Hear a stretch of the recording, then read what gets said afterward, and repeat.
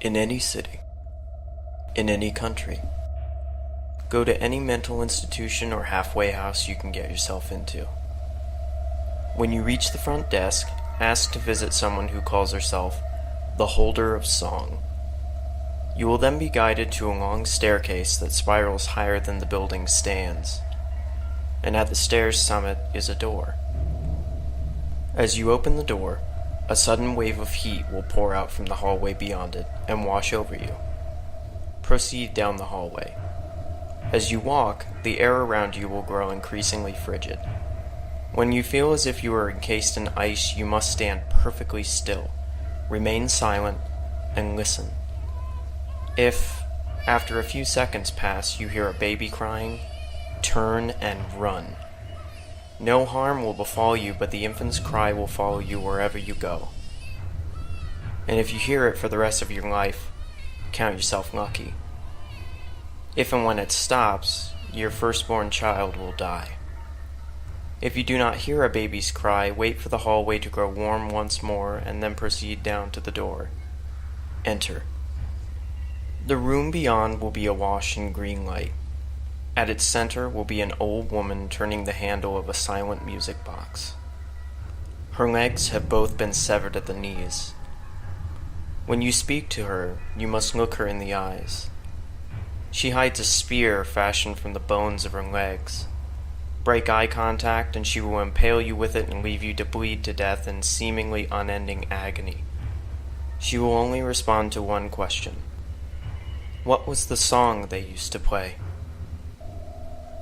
The old woman will begin to sing in a language not of this world. Her melody will be the most beautiful one you have ever heard, bringing peace and serenity to your mind, body, and soul. You will find yourself vividly imagining a band of carefree children playing and singing, innocent as can be.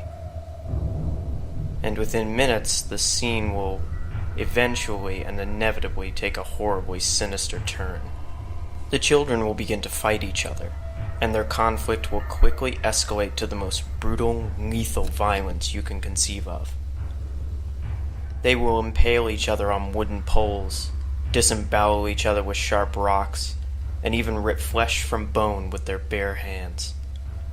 You will witness these children, now merely tattered doppelgangers of themselves, spreading death and destruction more horrific than you could ever imagine. You will see a naked boy, drenched in blood, singing with delight as he runs through a hellish wasteland pursued by unspeakable monsters. They will overtake him and utterly destroy him, the song still issuing forth from his shredded lips all the while. Yet, inexplicably, you will remain calm and peaceful even as you watch this unspeakable brutality. When these horrific visions end, an intense pain will stab at your chest. Your heart will feel as if it is about to explode. Do not let the agony break your focus, and do not break eye contact with the old woman, lest you invite a fate so horrible that an exploding heart seems lovely by comparison. If you remain steadfast in your gaze, the pain will eventually cease. The woman will get up, though with your eyes still focused on hers, you won't be sure how, and place the music box in your hands. This music box is object 6 of 538, and when its song once again plays, they will all come together.